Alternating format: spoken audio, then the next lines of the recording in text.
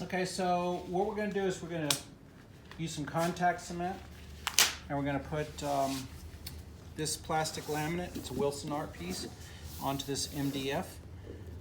It can be a lot of different substrates, including plywood, but that's what we're using here today. So that's the choice that the customer has made. And this is 4 feet by 6 feet, so it's a pretty big surface. There's a lot of ways to do it. One way is to spray it. This is really low budget, so I'm going to use Weldwood contact cement.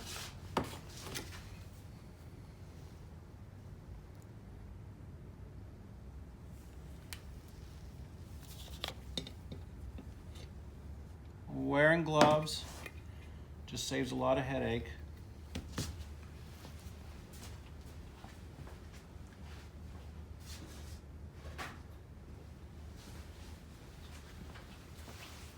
What I'm doing is I'm just transferring, this is a full gallon, and then I'm cleaning out this, and we'll continue to use this out of this full gallon. But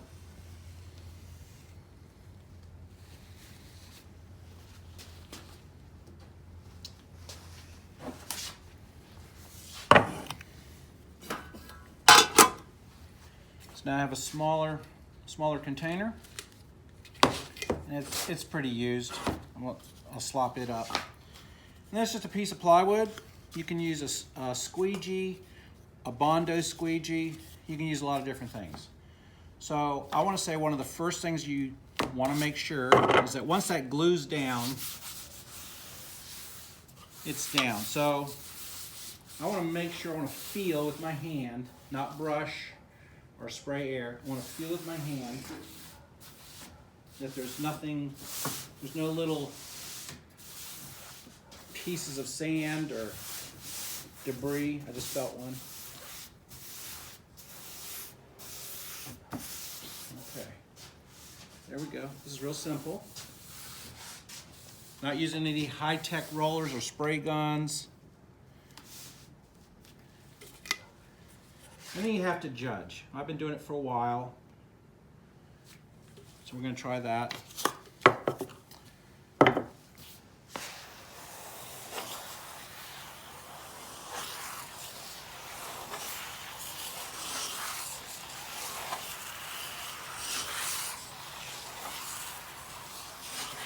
Now the temperature in this space that I'm in today is somewhere about 65.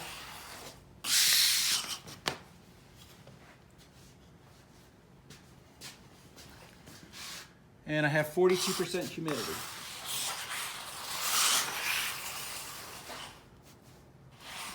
Now as I get up to the edge, it's a nice little trick.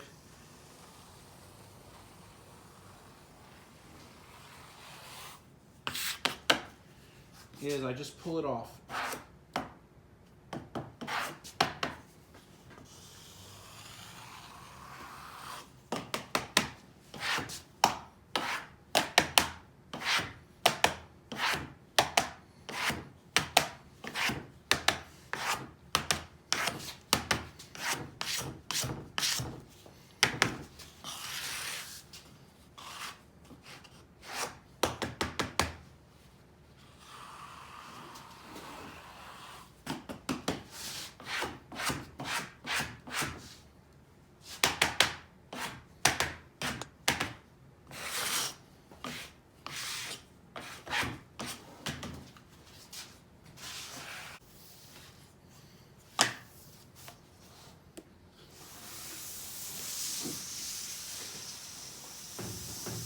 I'm just turning this around because I've got a really full shop this week, so I'm just making it work for me.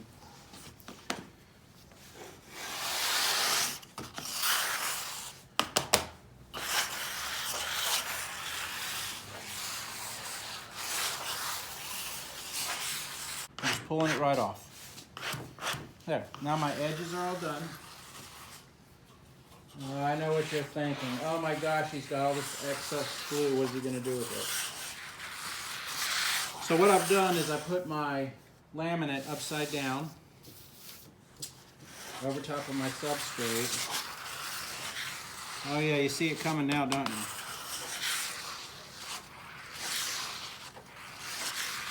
Now I want to stop for a second and do the same thing. Feel I don't have any debris.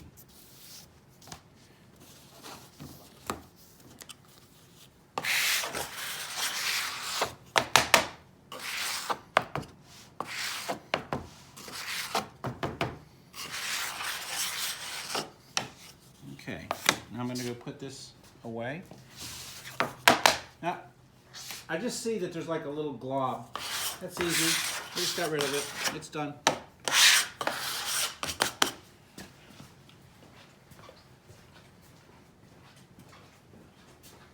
There's more over here. Nice even coat. No big, oh, one more.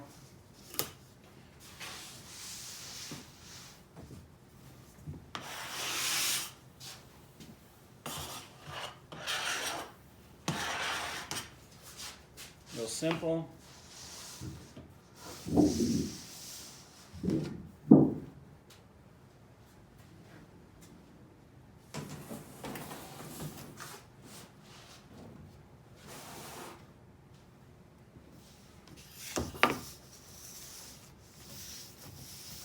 Now, even though I did this before, I'm still going to do it again. There might have been something on the underside of that laminate that I'm not sure of.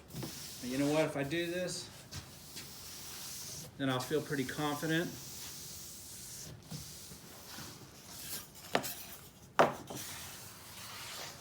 Here we go.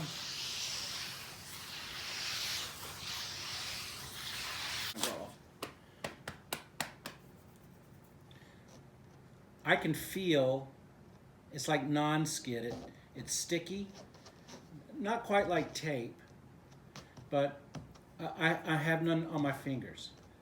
That's a good surface. You can see where it's still wet. If I do this, it's now on my fingers. That's not good. Now I don't want to wait too long. There's like an open window time. I am looking here, and this is drying a little bit, obviously faster than this. So I'm gonna put a second coat on.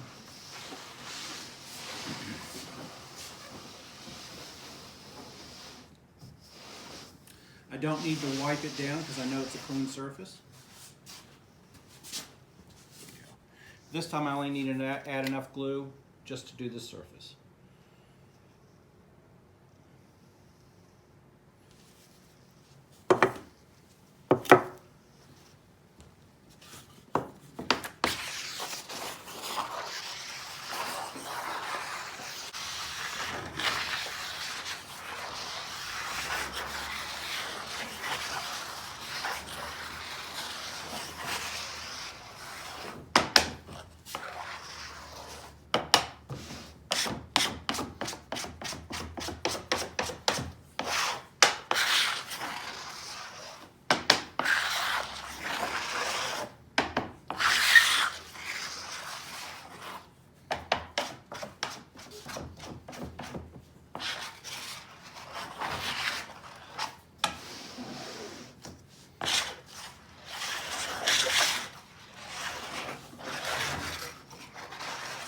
So when you get to the end, this glue is flashing off. The vehicle in it has, the liquid has been evaporating.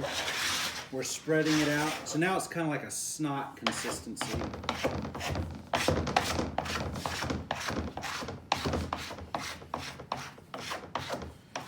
Now I've gotten this 2 coats. We're feeling really good about it. I've got this little bit here, just like a snot at this point. And so I'm really putting some pressure down. And I'm just going to keep dragging it back and forth. And it's gone. You see it's wet. here's wet. So these areas that are dry looking. And here's the back of the plastic laminate. I can feel it. It's got a tack to it. Here it seems really dry. We went over it. It's a thin layer. If you put on thick, because you're kind of feeling like that's a little thick. If you feel like it's not really got good coverage, that might be okay to do 2 coats or come back in 6 hours and lightly sand it, put another coat. But the big key is that this has got to dry. If this doesn't dry, then when the 2 pieces come in contact with each other, the one that is dry could lift up, and all this glue in this wet area will literally just not stick. And then it's like putting contact cement on one surface. It just doesn't work that way. It's got to be contact cement on both surfaces, and then once you get the 2 together, you've got a really good bond. Okay, so I'm going to give it a second to dry. All right, I've given it a few more minutes. Now here, I'm going to try and get this camera so you can see if I'm touching here, it's dry. Here, it's wet, but it's not on my hands. It's not wet. It's leaving my fingerprint in there, but it's not coming off. Coming off would be a mistake. Now here's a big, little thicker piece. See, it comes off. That's not good. That means if I push this down, that particular area will not glue together. So I'm still going to test some other areas. Here, it's dry. Here it's tacky, and I can leave my fingerprints, but it's not coming off. That's okay. This is like a good place for it to be. This is better, but let's go back over here.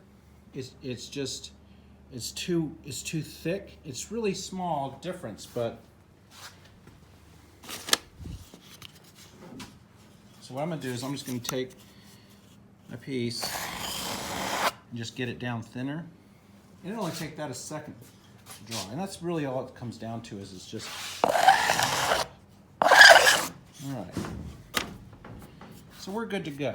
All right, so now I have this huge piece, 4 foot by 6. And then I have this huge one. So this is basically as big as a dining room table. Another good reason not to have wet contact cement.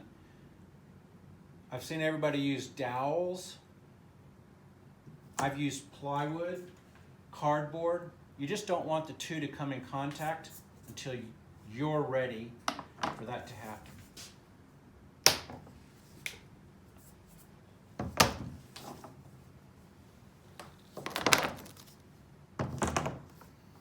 So this is just some pieces of PVC or PEX that I happen to have, CPVC.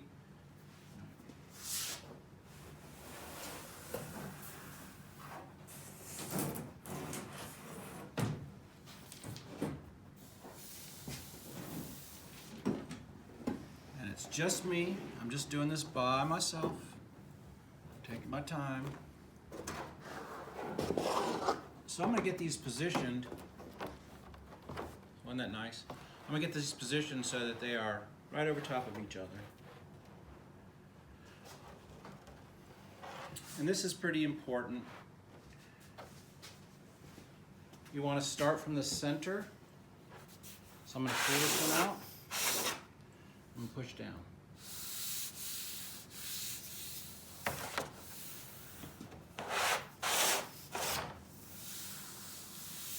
And what that does is it prevents air bubbles. I gotta tell you, if you start here and there and you've got a buckle, you're not gonna get the buckle out.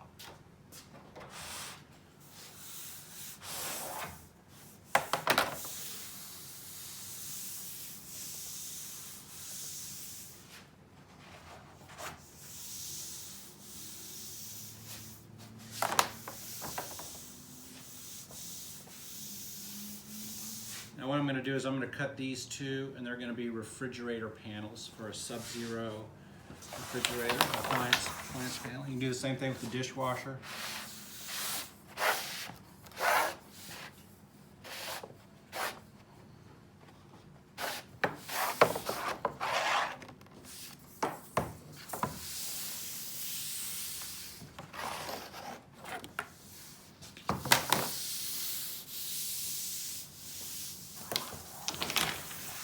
Okay, the two are now in contact. I've got a nice smooth surface.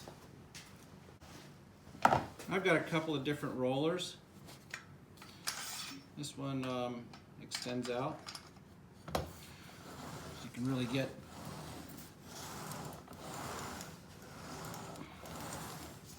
a lot of pressure on it. There's a smaller one, obviously. Again, I want to work from the center out.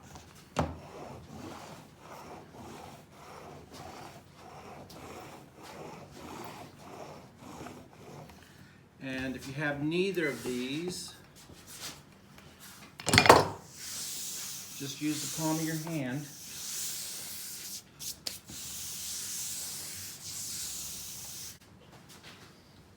If I felt like all of a sudden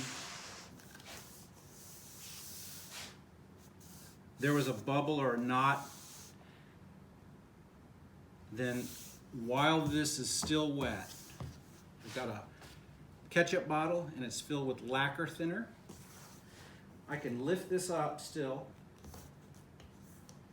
pull it apart, and squirt this and pull this sheet off. Let it dry, and then do it again. Maybe I'll do it tomorrow.